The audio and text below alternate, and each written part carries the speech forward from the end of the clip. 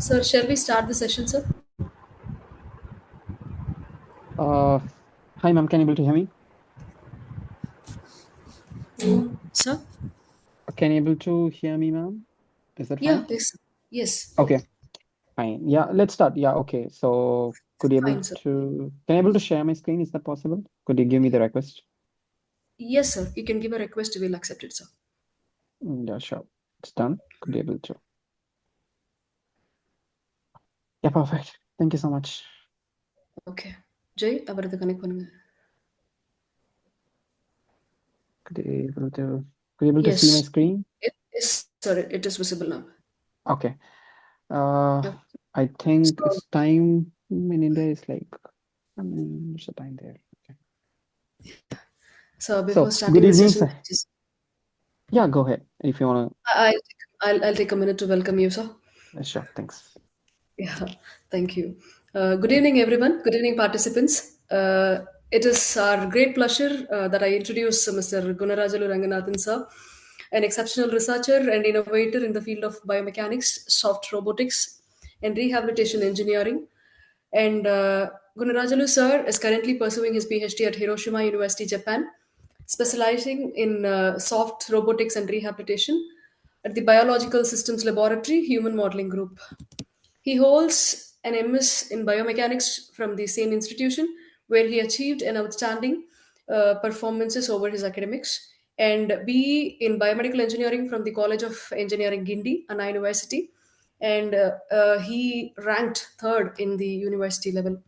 His research expertise covers biomechanical modeling and motion analysis, soft actuators and exoskeleton development, medical device design and 3D printing for biomedical applications, electromyography based human motion assistance. Mr. Gunarajalu sir has gained extensive international research exposure, including his work as a research assistant in Japan National Institute of Advanced Industrial Science and Technology. He has also undertaken a specialized internship at CSIR, CLRI, and DRDO DBL and Tepai Medical University, contributing to projects ranging from EEG based seizure reduction to lower extremity exoskeleton. His research accomplishments are well recognized with multiple publications in IEEE, MDPI, Springer, and international biomedical journals. And his work on force feedback based gamification for rehabilitation and exoskeleton based motion assistance has earned him a Best Paper Award and international conference recognition. Today, we are really honored to have him with us to present his insight on OpenSim musculoskeletal modeling based simulation for rehabilitation application, a topic even that holds an immense potential in the future of wearable assisted rehabilitation and AI driven biomechanics. I'm once again I'm giving my hearty welcome to Mr. Gunarajalu Ranganathan sir for his wonderful participation to present his topic. Welcome, sir. Thank you so much, ma'am. Thank you for bearing with all my troubles because my schedule is slightly busy here. So yeah, but yeah, thank you so much for all the troubles for giving for being so Oh, patient. Okay, so with thank you, sir. further delay, I would like to go ahead. So today will be talk as ma'am mentioned. Today will be uh, uh, like we'll be get to know about OpenSim, how to do musculoskeletal modeling and simulations for rehabilitative applications. And as can you, okay, just a minute. Okay, so as the things have been already explained, so I don't want to give a much details of my self introduction, but rather, yeah, I just moved my affiliation from a PhD student to a research assistant in National Institute of Advanced Science and Research, Industrial Science and Technology, Japan. It's called AICTE. So yeah, this particular talk is also connected with that. So I would like to acknowledge that. With further things ahead, so let's talk about OpenSim. So how many of you know OpenSim? So I want this session to be interactive because I have this is 9:30 p.m. here in Japan, and I want to make this session interactive so I can extend my section to 1 to 1.5 hours. So you can understand what I'm trying to say. If you have any doubts, you can ask me in between. That's totally fine. If anyone know OpenSim or have you used, yeah, just give a thumbs up or something so I can understand. Even the chat is fine. Let me know. If not, I can introduce these things. down the line. Let's take 30 seconds here if you want to answer anything. If you know, okay, just hear about it. No, okay. No, okay. So fine. Let's understand this in a bit lower level scale, and then we can take it to a step where how this is being doing nowadays. So OpenSim is nothing but open source software, which has the latest version is 4.5 right now, and then which is basically contains, for example, I think you can also see my entire screen, right? Uh, okay, Yes, fine. sir. Yes. So, okay, fine. So this is the basic GUI of OpenSim. I think you can download it directly from, if you have, for example, I'm sorry, okay, perfect. If you have a SimTK account, which is nothing but you need to create an account in the SimTK platform, which enables you to download the OpenSim GUI, which has the latest version 4.5, and then that's where it starts. So basically, it's just a musculoskeletal model. How this model is being created. So there are several varieties of model. For example, you can create, for example, bony landmarks such as pelvis. If you can click here, you can see the pelvis landmarks, right? Which is nothing but a 3D shape, but it also has its pushing coordinates. Okay, that's how these bodies are built. And it also has joints, which is nothing but hip joint, knee joint, lower extremity, basically. And then forces. Forces are nothing but we have two kind of forces. One is muscles, which is nothing but the red color that you see here, or nothing but muscles. So what and all muscles we have in this model is like around 18 muscles, like hamstrings, gluteus, rectus femoris, vastus. These are the major kind of muscles. This is the base of OpenSub. What we're going to do. Coming to the next point, I know this is a bit lengthy, but I guess I want you to understand it in a more clear way. So that's why. So OpenSim is nothing but a computer.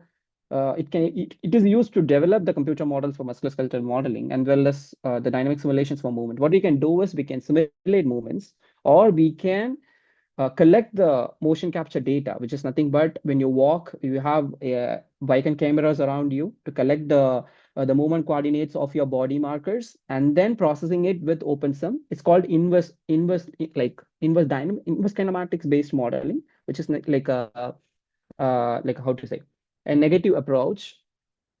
What we do, like when we think about movements, we first initially think, and then we do actions. This is forward motion, but we already did the motion, so we are inversely evaluating it how this movement occurs, which is called like inverse approach. That's what we'll be doing in OpenSub. That's why it has this properties of, like, we can simulate the muscles, we can just change the conditions of the muscles. For example, uh, if for example a person undergo a hip surgery or something, they have a hip weakness, like the muscle will have 80% or 90% compared to like we are 100%, like we are normal. So like the 80%, they will work with 80% muscle weakness, which is like 20% their muscle will be already lost, so they'll have the muscle weakness. So for that, we can simulate the condition. So if that is the case, what other muscle will get affected? We can also simulate that. These are a different pathways that we have. So what and all the application that specifically it holds? Biomechanics research, medical device design. For example, exoskeletons, hard exoskeleton and soft exoskeletons. Nowadays, people are moving towards soft exoskeleton. Basically, I'm working on that, and orthopedic based and rehabilitation science based. What is orthopedic based? For example, if you want to have an implant in the hip joint, then you can create a sorry, hip based what is that, pedicle screw or something, and then you can implant it, and you can see how much force that is required to do such kind of surgeries, or what will be the motion variation that we can see. Those things we can see. And the latest current level approach is the neuroscience approach. Neuroscience approach is nothing but, for example, when there is a muscle volume change in the lower limb, how it's being connected from the brain via spinal cord towards the movement. So our movements are nothing but the replica of the internal brain simulations. So which is just an output. We are just moving as an output, but the input that comes from the brain, studying about its internal pathways, is called neuroscience. So we can also do that. And ergonomic analysis, for example, which posture is good, why this posture, what it imposes. For example, if I'm bending towards a laptop, at an angle which is not good, which is like ergonomics. This is called ergonomics. And sports science, coming to sports science, what we can do, for example, a baseball, a cricket, or something like that. Uh, what is the motion at which the ball is being thrown, something like that, that you can simulate. That is related to the sports science approach. And robotics, basically exoskeletons comes under robotics. So these are the major applications that we can use open. Okay. And as I mentioned, it is a negative inverse approach, which is nothing but collecting the data of the movements and then modulating it or changing it, adapted to the musculoskeletal model. Like, because the real-time model that you use human subjects will not be there in the model, right? So you have to replicate the model. Like, for example, the weight and the height of the model can be adjusted, and then you can use the same marker positions of the experimental data towards this, and then changing it. That's how it works. For example, okay, I already opened the model. Can able to see this model? So I guess you guys able to.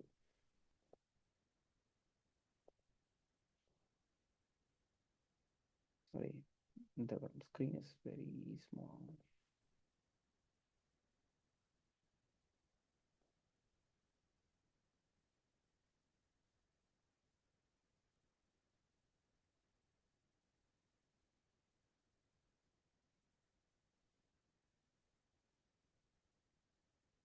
So could you able to see this green arrows that is coming across?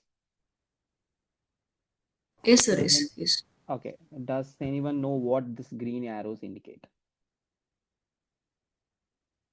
Anyone from the participants, if you could able to understand, or if you could think of it, if you have already used motion capture,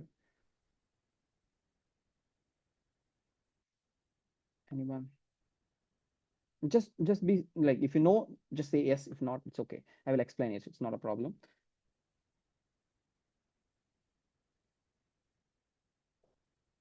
Okay, fine. So these arrows are nothing but, my screen is totally occupied with this Zoom.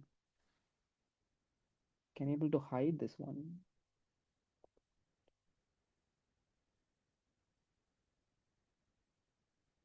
Okay, so can I able to see this one?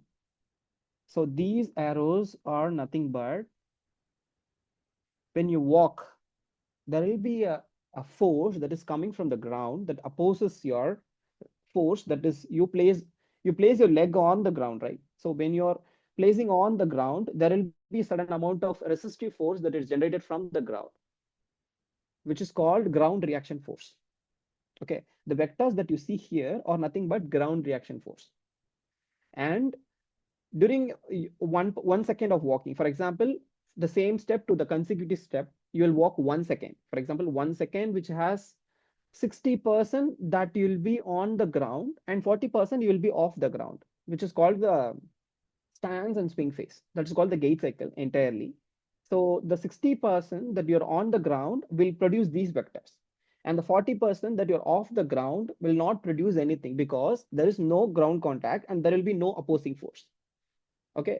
That's what the, how to say, the basics that we need to develop a model when we were about to walk or something. This simulation, for example, let me open a subject one, which has this one.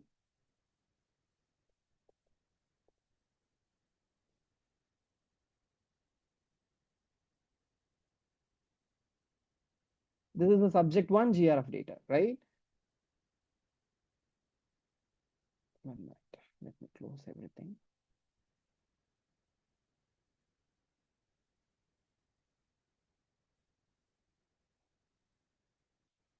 Let me open parts.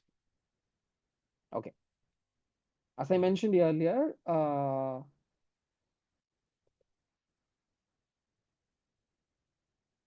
okay, I want to give some more inputs before I go further. So as I already talked about muscles, could you able to see the marker positions, like the pink color, which has a dot things? Could you able to see that? Hmm. If you respond only, I can know that you guys understand it. Okay, fine. So basically, These markers are nothing but when you're, for example, the simulation doesn't know what is your hip to joint, like for example, your how to say, hip to knee joint. For example, do you know hip, you know knee, right? So there are 2 points. The length of your points will vary from person to person. Okay, when we are simulating a similar scenario in the simulations, what we need to do is we have to input these segmental lengths. These called segmental lengths. Each segment, for example, right hand to the left hand, you will have a certain distance, right? So that is called a segmental length. For example, this shoulder right to the shoulder left will have a different distance from person to person. So what they have created, they started to place markers, which is called reflective markers, which is placed on the body. And then they used cameras like around 20 to 25 or 40 cameras. Imagine like a square shaped cameras around you. And then you are walking in the middle of that. Okay, so the camera records the optoreflective. For example, this is a reflective camera, right? So when the beam touches the marker and it reflects back, so it takes a position of that coordinate, which is x, y, z. Okay, for that, similarly, it will take all the markers which is placed on your body. Okay, for example, let's keep we have 18 markers. Okay, that 18 markers will be placed around, for example, this is sternum. This is too difficult. Okay,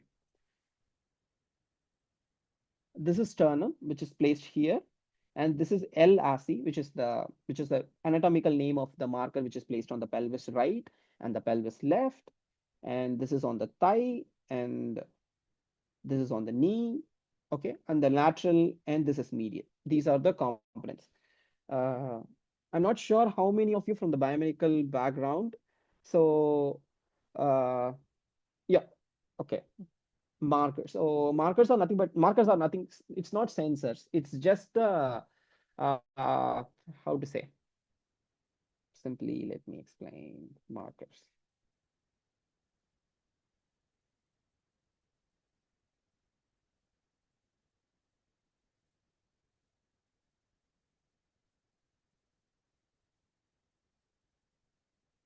So these are markers. Okay. When we want to have a data of all the positions on your body, they will place it like this. Could you able to see this image? Oh, this goes to paper. Sorry.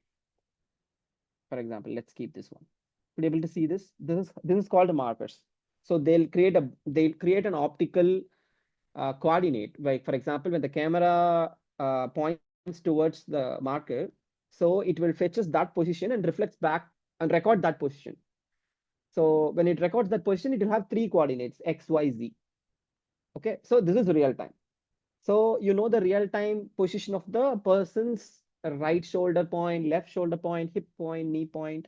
You know all the positions of the human body.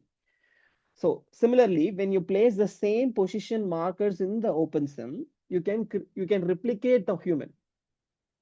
Okay, which is not exactly the same, but it's a replica, like approximate, you can say. Okay, in that sense, what you have to do is you can ask me another question, like the size of the person or the height and the weight of the person might vary. So yeah, we can also change the height and weight of the person within this model. Okay, there are several these are generalized models. Generalized models are nothing but you take 100 group of population and then you just average those population and you come up with some value, right? Those models are this. But you can create like ethnic based models. For example, if you create an Indian ethnic based open source model, you can able to create it. That's possible. Okay, that's up to you. Like you need to have a large sample size. Sample size are nothing but how many subjects that you had, either male or female. You have to define that, and then you can just take an average of that marker data, and then you can generalize your model, and you can change it, of course. And you can also ask me, for example, if I have a CT scan data of a person who has a femur damage, can I able to implement that? Yeah, that's possible. You can able to do a three like you can how many of you know image processing, like 3D statistical state modeling, or how to say uh, how to say,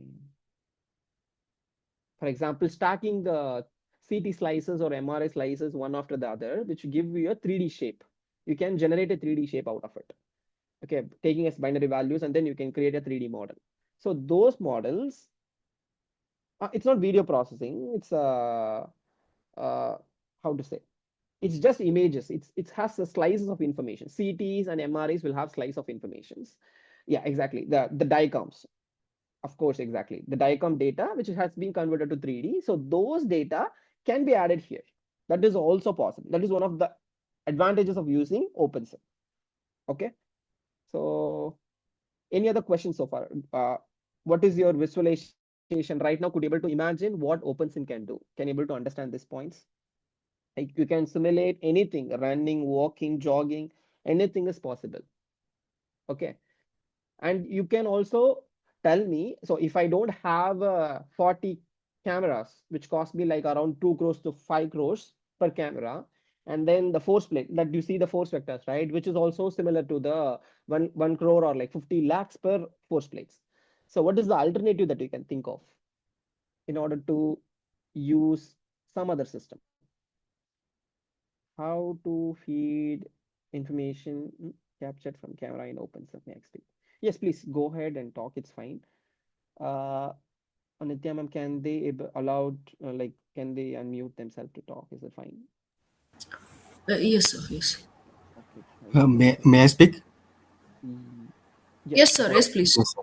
So, sir, can you please tell me about a particular case study, something like that, how we are going to capture with the specifications of the camera and how we are going to feed it as input to this the tool what you are using?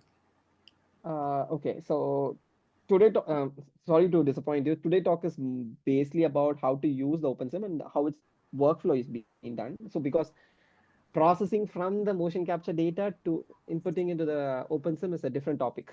So, but I will tell you simply in Just a way briefly, you like, can mention. yeah. That's what I will explain you how the data are being loaded here. For example, trial on data. Okay,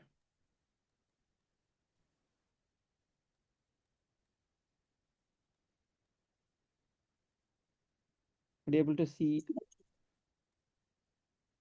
Oh, sorry, the locations are. Oh, just a minute. I have to restart this since I haven't used this one.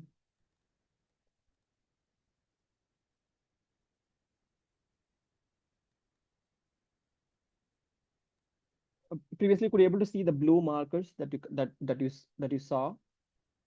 Yes, sir. Just I have seen So, it. yeah, okay. So those are nothing but the data that you take using the motion capture. Could you able to understand it? Like from the cameras. Those points are from the cameras, for example. Mm, These points that you see, right? Could you able to see the blue colored dots? Yes, sir. The moment you will This connect the is camera, you will get these things. uh these are called Vicon cameras, which give you these data. So there are cameras for it. It's not the general camera that we use. These are Vicon motion capturing cameras. You can do general camera based stuffs, but it will not give a 3D coordinate positions. Be able to understand the difference. So, for example, when a marker hit this point of the marker, these are like optical surface reflective. So, whenever it touches this marker, it will reflect a position of the marker. So that's why I said it will give you XYZ coordinates. So that coordinates is here. This has this is in the space where it has three coordinates. XYZ. Could you able to understand that? Yes, sir. Yes, sir. Okay. Okay, fine. Any other questions you have? Or is it fine to go? Thank you, sir. Thank you. Okay, fine. Okay, let me go ahead. So I will introduce you few other workflows that is there in the OpenSim itself. Sorry. So basically, OpenSim is capable of doing several pipelines. First is scaling. For example, as he might have asked the previous person, like I'm not sure about his name, but yeah, how to get the data into the OpenSim. That's a different topic, but basically yes. So when you have the motion capturing systems, which is called Vicon based cameras, it will gives you a 3D coordinate positions of each markers. Even if you have 40 markers, you can have it, and it should have a defined purpose. For example, if you're analyzing knee, you should have more markers on the knee, so you can exactly get their joint angles or moments torque that is generated by the models, and so that you can evaluate or you can understand why human motions have this complexity between like a normal person or like a, who have knee osteoarthritis person. You can differentiate these groups. Okay, for that you need to have a simple thing. First, you need to scale the model in the OpenSim in real in like to the real. Like for example, real they have a person who is like 60 kg and 173 centimeter height. You can scale the model exactly as the person. That's called scaling. And then second thing, once you scale the model, you have the markers which are placed in the body. So for scaling, you just need to have the marker position which are taken during the static position. Static positions are nothing but when you stand, you collect data, that is static position, and then you scale the model. So the person will have a similar data in the experimental itself, which is called experimental is nothing but the data that is collected during your experiment. And uh, computer simulations, we call it as virtual markers. Okay. So when you have these two data, so you have to match the experimental data point with virtual data point. When you have a similar coordinates in both the things, it is called scaling. Once you scale the object, you can perform simulations. For example, you can ask the participant to walk with the same markers, so he will perform certain trials like he will walk from one point to point B. So record that data. And what you can do is with that data, you can perform inverse kinematics. As I said, it's an inverse approach. So all the names will have an inverse. Inverse kinematics. Kinematics are nothing but joint angles. For example, there is a point A. For example, uh, remember your hip and knee. So there is an angle that is being changing when you walk. Okay, that's called kinematics, which give you joint angles. Okay, so to perform that, we'll be using inverse kinematics tools. And then I know the joint angles that it changes. But what else I can see that you can also estimate moments. How much torque? Moments are nothing but torque. Okay, how much torque it required from one point to another. Okay, for deriving that, we have a toolbox which is called inverse dynamics. Okay, and then so you can say that so when I do this, I might have values which are like unrealistic. For example, when the hip can move between, for example, you can imagine like your hip can go from you're standing, that is like 0 degree. If you assume that is 0 degree, it can go a maximum of somewhere around. Some people can go around 80, 85. Some people can go only till 45 or 50. It depends on person to person. Okay. So it has constraints, right? So when it has constraints, what we have to do is we have to set residuals. For example, how to say residuals? So residuals in the sense you have a constraint, upper and lower limit. So you have to perform the simulations within that limit. So it produces the result which is like reliable and valid, or else it doesn't make sense. So for that, we have two steps, which is called static optimization, optimizing your results which are within the bounds. So you can tell that the results generated from the simulations are valid. And then forward dynamics, and then performing the whole step. For example, you can understand how the movements are being generated from the brain towards the muscle. So this approach is called forward dynamics. So basically, most of the people don't do forward dynamics because uh, you need to know the output first. For example, uh, the hand moves from 0 degree to 15 degree. This is your output. So you have to think a way that it can generate from 0 to 15%. You have to change the kinematics internally. You have to generate the basically the inverse approach. What you did so far is the inverse approach. You created the movement and then you estimated the angles. Now what you have to do is you have to define the angles and then create the movement. So that's called forward dynamics. Basically, most of the people don't do that. But if you have specific applications that you want to do, that you can try. That's very limited space.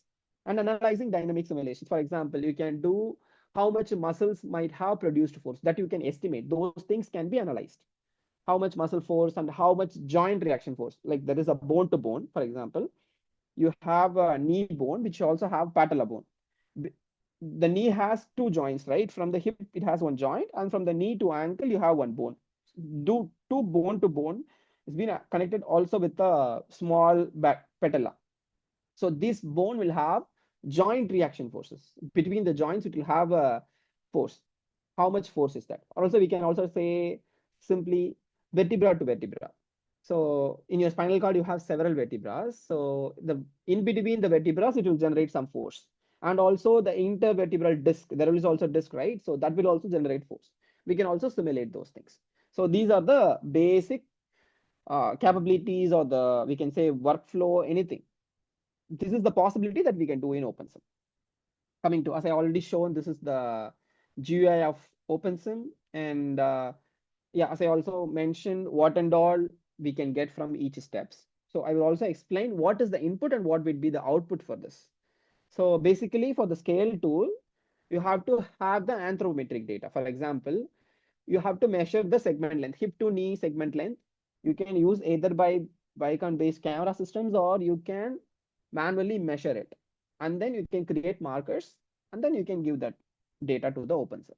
So the scaled data tool will, what it will do is basically it will take all the data and adjust the model. The model that is created in the OpenSim is basically how to say, it can adjust the positions to create a exact replica, as I mentioned.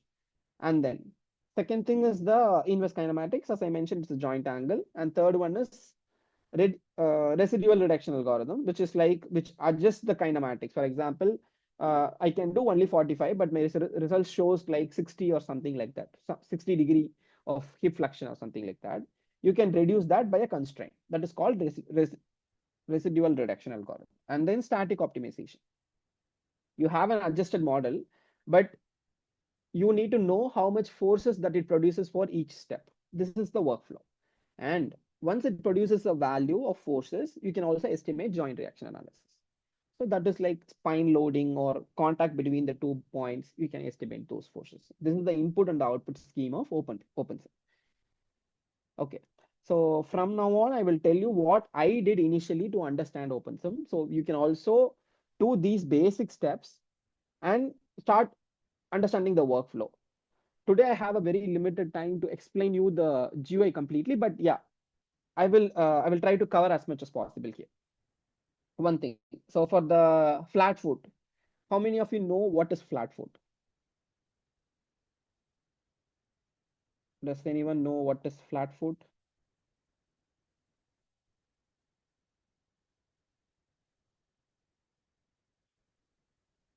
Okay.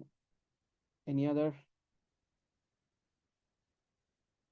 And one more thing. How many of you from biomedical background? So the terminologies that I use might be very difficult for us to understand. So if you're from biomedical background, can you please say yes or no, so I can understand the participant? Like there are more than 80 people here, so I need at least few persons who can tell whether you are from biomedical or not, because the terminologies that I'm going to use right from here, it will be completely specific, and only biomedical people can understand. There is no curve in a foot, sir. Yeah, that's flat foot. Okay, thank you for the answer. That's fine, but I want to understand how many people are from biomedical, so could be able to understand the terminologies that I'm using right now.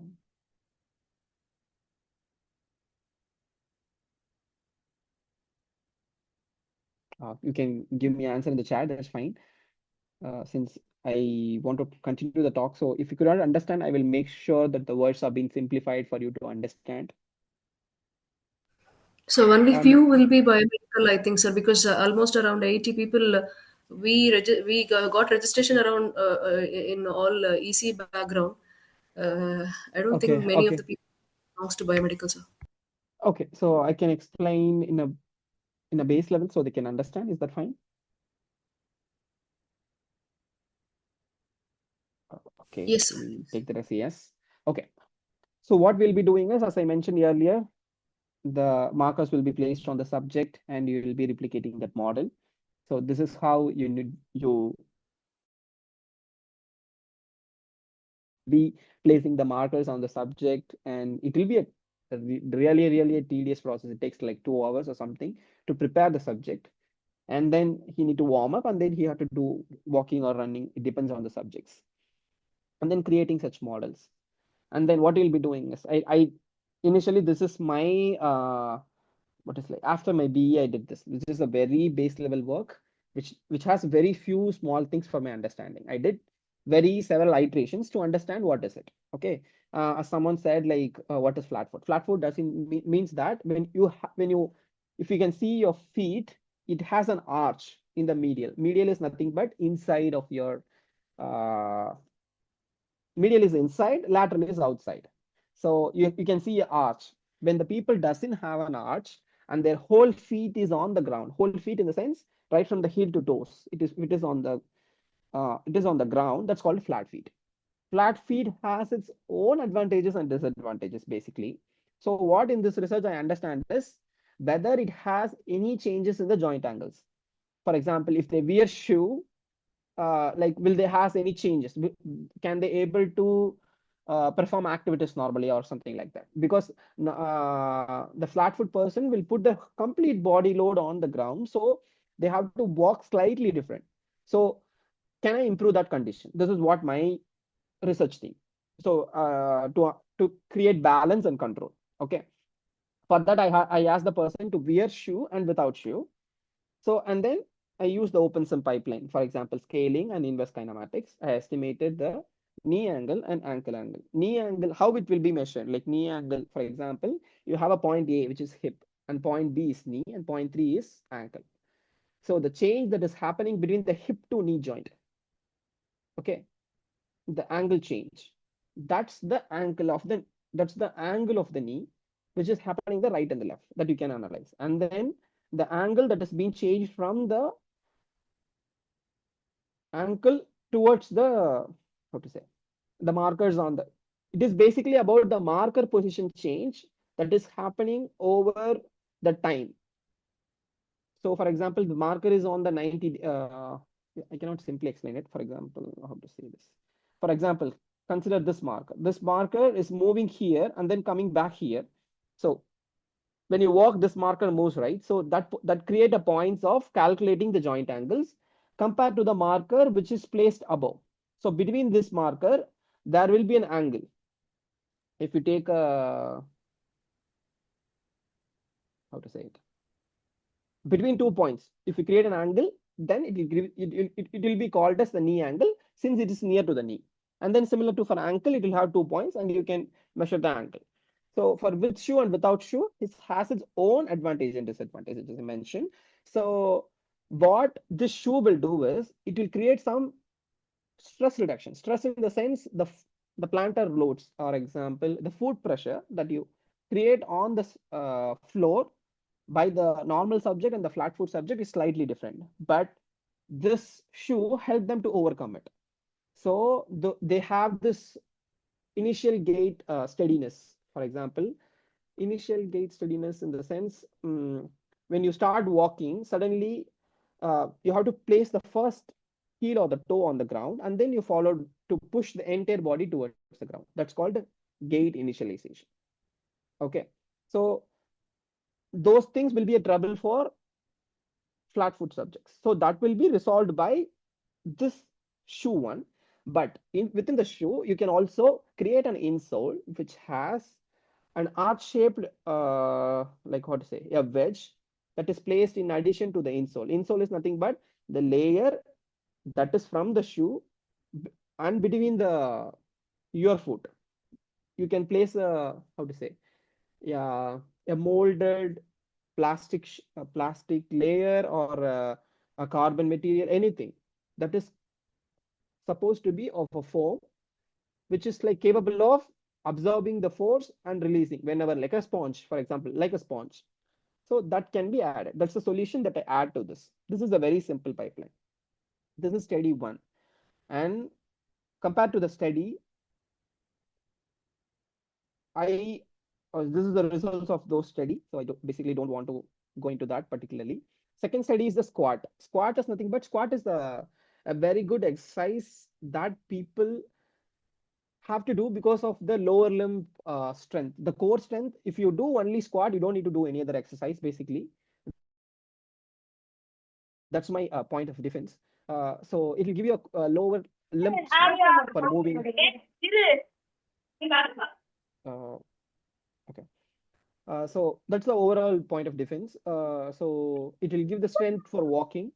And when you do squats, so the muscles, almost all the muscles in the lower limb get activated. Okay. But people doesn't know which kind of squat is good. Either back squat is the one that is there on the figure one, and the front squat, leaning your hand on the front. This is the squat, two kind of squats. So we placed some around 39 markers on the body, and what we did is we did the same, like the scaling and then inverse kinematics, and then we estimated. I get some interferences. Is that fine? No. Can I continue? Is that okay, ma'am?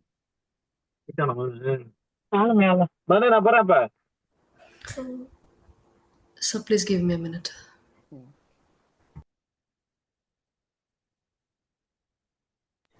So you can continue now, sir. I have muted them. Okay. Thank you so much. Okay. So here also we analyze the hip joint in the 3 planes. So for example, if you are from an engineering background, you can know that there will be a 3 particular perspective. For example, front plane, side plane, and top plane. That is the, when you see an object, it has 3 views that you can view. Even in the human body, when you see it, when you see from the front, like if you see the face and the front and the lower limb of the front, it's like the front. It's called sagittal plane, but it's a front view. And then the side view, which is called the frontal view, but it's the side. So the plane and the view is slightly opposite, like perpendicular to each other. That's why the names are slightly interchanged. So we checked in all possible directions to see if there is a change in the kinematics. Kinematics is nothing but the joint angles, whether it will create anything, give any information on it. Okay, so what we analyzed is we analyzed almost all the knee joint angles, and we understand that both the squat is almost the same, but the loading at the during the few parts has difference in this in their like how to say kinematics. For example, when you squat in the parallel squat at the 50%, 50% is nothing but when you're about to near to the ground, that's 50%. So the joint angles in the like neck or spine will have changes because your body is unstable when you are in the parallel squat because you're pushing the hand in the front. But if you keep the hand in your back, you'll have the balance and control over the body. So these are the kinematics changes that will bring the body stable and unstable. Okay, so this is what we analyze. So what we understand is placing the hand on the body, which gives much load. So the parallel squat, keeping the hand in the front, which is much easier and comfortable for you to push through and get up. Okay, that is the 2 kind of things we specifically analyzed for rehabilitation purposes. This study is basically about for rehabilitation. When an elderly person want to do exercise or a home-based exercise, what would be the best part?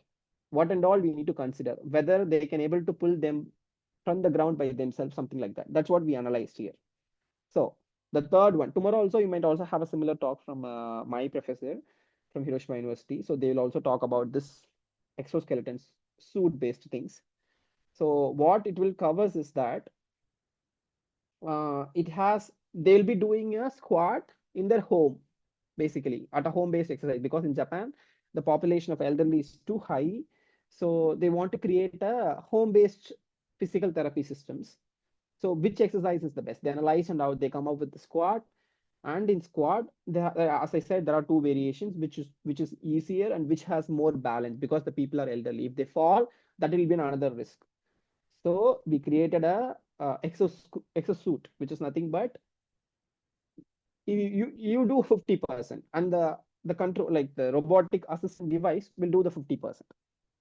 Okay, that's the idea. So I have the image. Yeah. So basically, these are called pneumatic gel muscles. This will be the assistive devices that will be adding in addition to the body. So it will be easy to perform the exercises because you do the 50%, right? You already have that muscle power. For example, elderly people, if you assume that they have 50% muscle power, the 50% will be assisted by this ones. Okay, which has a controller, which has a regulator to control the air pressure, because these are mediated by air pressure inside. So which has a PWM valve which controls the airflow, and it will be assisted accordingly. So what is the innovation that we can do here is that it should be assisted when the assistance is needed. For example, the muscle forces will be activated at some points, and some points it will not be activated. For that, we decided to analyze first when the muscle will be activated, at which point. For example, when I'm doing one squat, when and all the muscles will be activated higher percent. So first we have to segment it by percent, and then we figure out that it requires from 60 to 90%. It requires higher activations. Okay, and then during that 60%, we make sure that the assistance is on. Before that, it was on, and then it will be assisting exactly at the 60%. So the person can feel the air pressure, and then it is like a force, additional force, which help them to come back, like bring from the ground to the up. Like they'll be doing the 50% of the squat at the whole phase, and then they'll release them from the ground to up. That is called ascent phase when we call it in the gait terminology. So that is what being done. That is one study we did for exoskeleton. This is an exa game that tomorrow you might hear this talk. So which is nothing but when they're in the home, they have to do the squat. For example, they'll be doing this in the real time, but inside they'll be doing a gamification. So where they have to collect these balls. Basically, it's like a game for them, but they'll be doing exercise. But in this case, what is the one important thing is that when they're doing the exercise, they will also be assisted. So they will not do improper squats. For example, uh, improper in the sense they should not do over squat, which might create additional injuries, or like, for example, what to say, imbalances in the posture. So that's why we have several points chosen where and all the assistance is needed and how to give the assistance. So this is called gamification based controlling the squat training. So you'll also get to know about this talk tomorrow. So you can have a closer look tomorrow. And yeah, so this is assistance and resistance. So as I mentioned, how to create assistance. For example, you can feel your hands when you place the hands and do the squat. When you go down, the muscles on the thigh will go up. Like you can feel it when you place on your head. And you can at the back of your thighs, when you place your hand and do the ascent phase, which is like coming from the ground towards the normal, you can see the muscles which are relaxing and then moving down. So that's called assistance. The muscles pulls up, then it's called assistance. When the muscle pulls down, it's called resistance. Okay, so we place this muscles, this gel muscle, like the actuators, exactly in similar to the muscles that we have internally, to activate in the same fashion. So it will assist and resist the motion. So we can do the exercise normally. This is for the control. Okay. There are several other experiments that we have in our group, which is virtual hands, creating a hand rehabilitation. Okay, so what we can do in this open sim is that placing the markers on the hand and estimating the joint angles of all the marker points. You can even analyze grasp, grip force, those kind of things. If you're interested in, like, for example, they perform surgeries for a long time. If a doctor performs surgery, they might get fatigue. Fatigue in the sense the muscle will become tired for a few minutes, which is called essential tremor. The tremor happens for a few minutes and then they relieve back. But it shouldn't happen when they're doing surgery, right? So for that, they have to do hand-based trainings. Okay, so they have to in Japan, the culture is more into gaming. So the gamification based, VR based things are common. But yeah, that's also possible in even in India. So we can create that kind of environment. So make sure that the subject is trained, or even the physicians is trained for using the system. But it should not create fatigue. It should be used very minimally, and we can create the like open sim based rehabilitation solutions. First, we have to understand why it happens, what the muscle moves, or how much force it generates, whether it is ideal for the person to generate such forces. You have to understand that. Simulation is basically all about understanding or predicting what happens exactly. And then you can create such a solution with hardwares or softwares, those kind of things. Okay. And we also have a similar balance based devices, which is nothing but to create balance. Some people have this mobility issues, like for example stroke or Parkinson's disease people. They cannot able to freely move their leg. They have their restricted movements. For this, we use this gel based devices. This is just a prototype to show.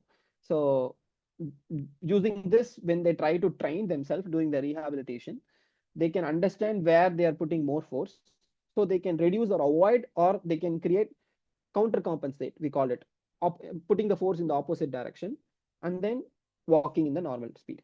That is like the assistance. So these are the basic schema like that we are working right now. So yeah, this is into the OpenSim as well. So OpenSim uses, basically we use OpenSim to understand the muscle dynamics, and then we create the a controller which could control the muscles, or which could support in addition to the muscle force examples to be specific, and then developing as a system, as a exoskeleton based devices for the supporting rehabilitation purposes specifically. That's our goal. So yeah, with this note, I would like to end my talk here. Yeah, if you have any questions, yeah, please let me know, and I'm happy to answer. If you have any other topics or how to do OpenSims, yeah, please ask so I can explain a bit, since I have another 10 minutes of time frame. Because within 1 hour, limiting the whole talk is really, really difficult, and explaining the whole pipeline of OpenSim is also difficult. But that's why I just want to give an overview. And yeah, if you have any other doubts, you can drop a mail. Yeah, let me know. Sir, Yes. yes, sir. Sir, shall we use this OpenSim to analyze the forces, especially focusing on the joints? For example, if we want to study how to cure or minimize the varicose related issues or joint related issues, if For you want varicose to develop related, something for that. so okay, the varicose veins. Okay, when you do modeling, first thing you need to know that the patterns that it has a commonality between other subjects. For example, the varicose vein that forms in one subject will not be in the same pattern in the others. I'm correct? Yes, sir. Okay. So if that is the case, you have to create a what is that? A varicose spine shaped, and it is also on a muscle. It's a nerve based ones, and these opens into a muscle based one. Second thing, it cannot be done. That's what Yes, basically sir. Yes, sir. Okay. you have to understand which level are we talking about, the muscle level or the nerve level. For example, if it's a nerve level, even if you can keep it that way, what you can do is you can create a 3D shape of the varicose vein. Okay, and then place it over the muscle, and see if the muscle forces affecting the varicose vein, then you can think about it. But the intervention here is mostly due to the nerve functions, and it's more related to the neuroscience. I feel like it's completely depend on any other factors, but it's not on the muscle level, I feel like. But yeah, it's this is my answer for the question. Yes, sir. One more thing. Uh, Okay. how we can understand? Shall we understand this using OpenSim that the whole body weight is going to be putting on the two legs there, on the joints mostly. So Yeah, because yeah, of yeah, that, that you can analyze. You have so many because of points. that, with the age, we are going to lose that liquid and getting the joints problem for that purpose. Okay, to understand your question simply, one thing is that using OpenSim, you need large data. Like for example, you need elderly data, healthy data, and young adult group data. So you can see how the muscle volume changes and how these forces are being migrated. And you have to feed the OpenSim model that this is the muscle force that is already in the experimental data. So you have to feed that. So then it's generate the motion, because it's in the back end, it's running completely on equations. It's a physics based modeling. It doesn't have it doesn't gives you prediction results. Okay, you have to feed everything to the model and you can see how it changes over the subject. That is what you can see. You cannot predict it why the changes are happening. You can see how the changes are happening. Could you able to understand the difference between the 2 points? Yes, sir. Yes. Thank you. Okay. Okay, fine. Thank you so much. And can OpenSim be used for effects of microgravity on muscle? Nitya, can you please could you able to ask the question, could you able to explain me a bit about microgravity, because not from that field, but I want to know what do you mean exactly? Um, Hello, sir. This is the question that I asked. So for the space flights, that's where the microgravity comes into picture. So can we use OpenSim tool to understand the effects of microgravity on musculoskeletal systems with respect to various parameters like bone loss, bone Okay. density loss, sorry. But as I mentioned earlier, the OpenSim, you have to give the inputs. Basically, you have to create a model of the bone loss, and you Mm, can check how it's been varying across subjects, or how it's been varying for the different disease conditions. But generating the effects within microgravity, I guess it's almost impossible. okay. But there are Mm, physics-based simulations where you can do this, which is like COMSOL multiphysics, those kind of things. You can take this 3D input there and see, because these, you talk about the particle flow analysis, something like that, I feel like, and which is affecting the bone mass, as yeah. you understand. Okay, I guess that's a physics-based simulation, because this is exactly the physics-based simulation, but it takes the info from you and it gives how it changes. That's what Yeah, the so inverse if approach is we approaching. give the affecting dependent parameters, will the tool be able to show the independent parameters with respect to musculoskeletal systems? What do you mean by parameters here? The independent parameters I'll be considering is with respect to the various levels of the calcium or the other stuffs that are involved. So that is Okay. our input, and based on the simulation, will it be able to predict the bone loss, bone density Uh, loss? One thing, OpenSim is not for prediction. Second thing is that it cannot work with the bone internal Okay, components like calcium or something like that. It's not okay, possible. But okay, what you can do is you can create bone weaknesses, or like you can give the like 3D data of the bone, like which has some bone mineral mass which is already there, and how it mm, changes with the muscle, like how muscle affects by that, and how motion affects by that. You can estimate. Of course, you can okay, estimate those things. okay, okay. Thank you so much. Yeah, yeah, fine. Any other questions from the audience?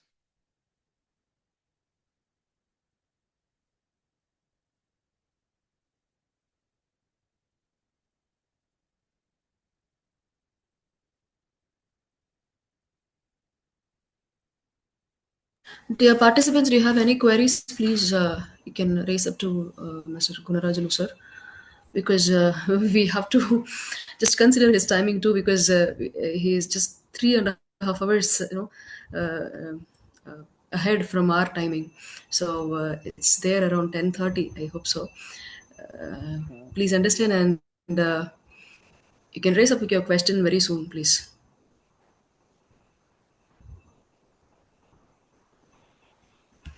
If not, there is no questionnaires.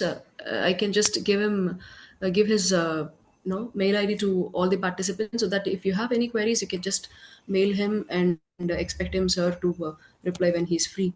You can also do that with his permission. Um, mm,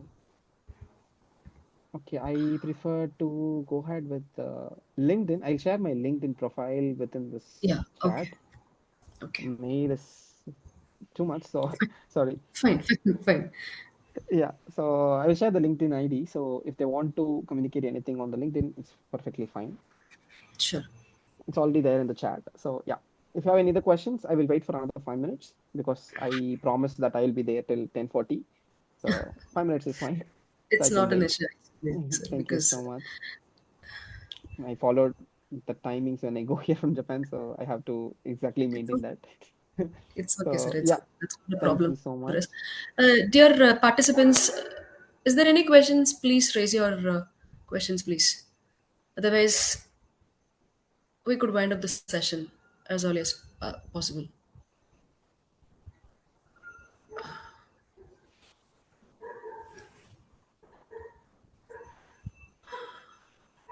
Okay, that's fine. Fine. With this note, I would like to thank I just wanted to extend my heartfelt gratitude to. Yes. Any questions to ask?